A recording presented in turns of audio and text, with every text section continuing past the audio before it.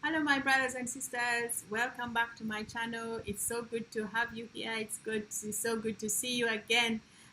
So on today's video, we want to talk about why did the angel Gabriel remove Zechariah's voice and make him deaf and dumb?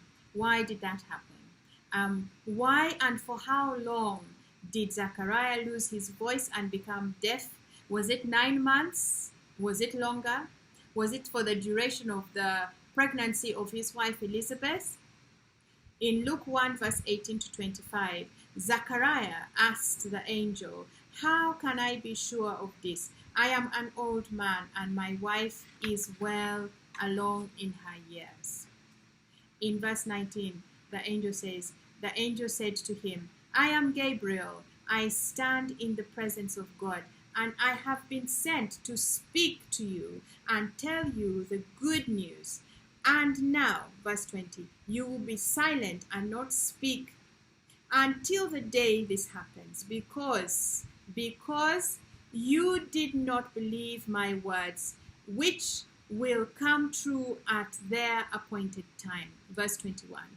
Meanwhile, the people were waiting for Zechariah and wondering why he stayed so long in the temple.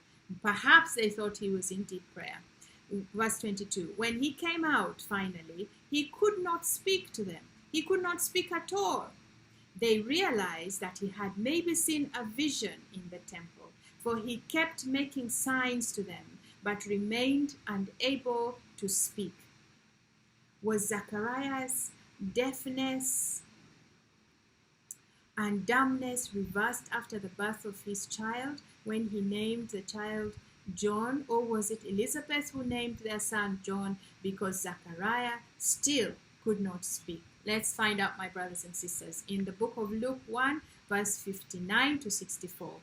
And it came to pass that on the 8th day they came to circumcise the child, the 8th day, and they called him Zacharias, after the name of his father. And his mother answered and said, "No, not so, but he shall be called John." So it was now 8 days, so 9 months and 8 days later, Zacharias still could not speak. He was not even in a position to name the child. It was actually Elizabeth who says, "No, this child will not be called Zacharias after his father. This child is going to be called John." That's what the Bible tells us.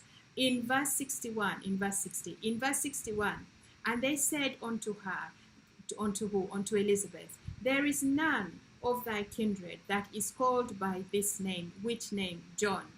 And they made signs to his father how he would have called him. And he asked for a writing table. Clearly, he could not speak yet. Zechariah asked for a writing table and wrote, saying, "His name is John." And they marveled all. And his mouth was opened immediately, and his tongue loosed, and he spoke and praised God. In other words, Elizabeth, his wife, is the one who named the child after she had given birth to the child, and 8 days after the child was born.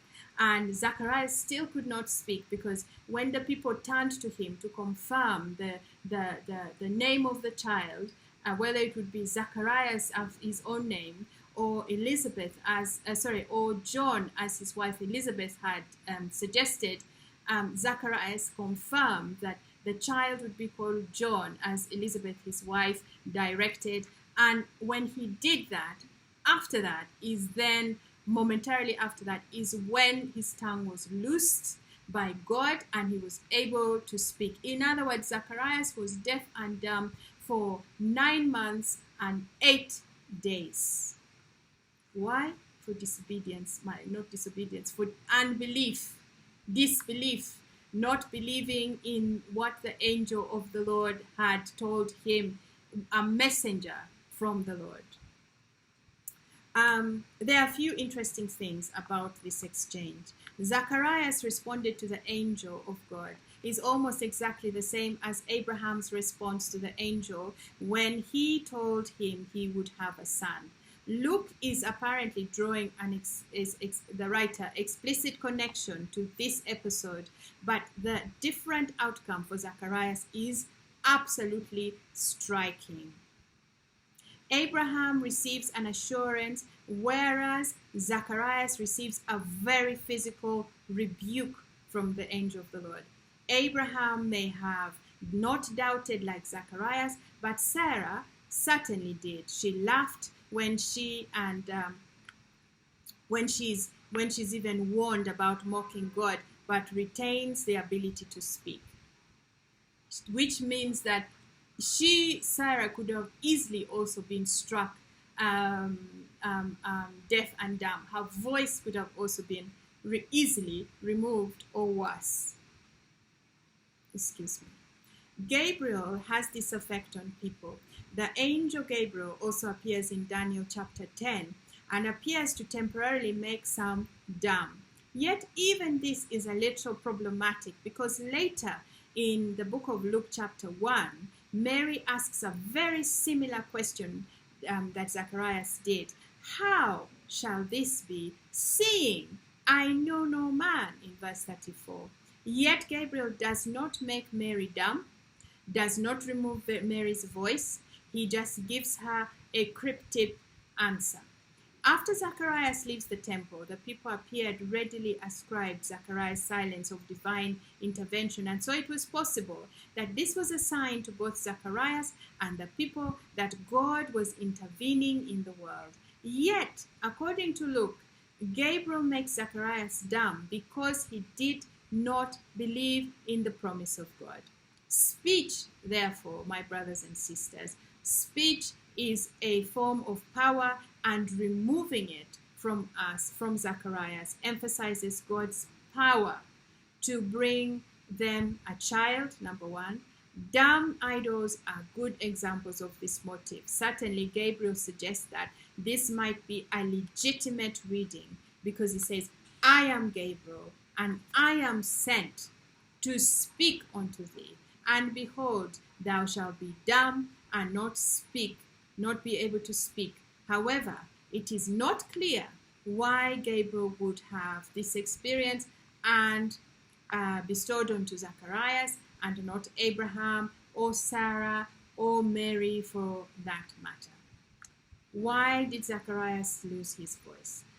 Zechariah, in summary, lost his voice because he did not believe the angel's word, a message that the angel had brought from the Lord, because he and his wife were already advanced in age.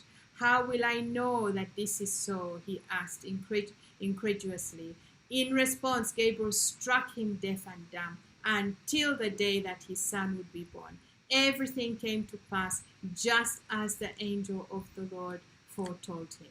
My brothers and sisters, even in today's day, it is so important to believe in the word of God, to believe in the scriptures, my brothers and sisters, because whereas Sarah was not struck deaf and dumb, whereas Abraham was not struck deaf and dumb, but Zacharias was, which means that God is a king that does as he pleases. God is a king, not only a king, he's the King of kings, he's a sovereign God, creator of heaven and earth.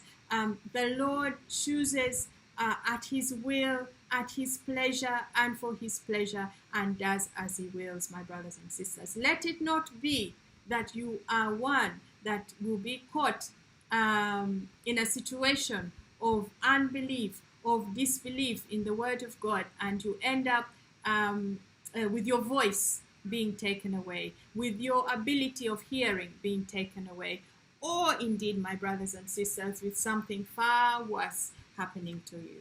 So, my brothers and sisters, have a very good day. Have a blessed day. I look forward to seeing you again next time.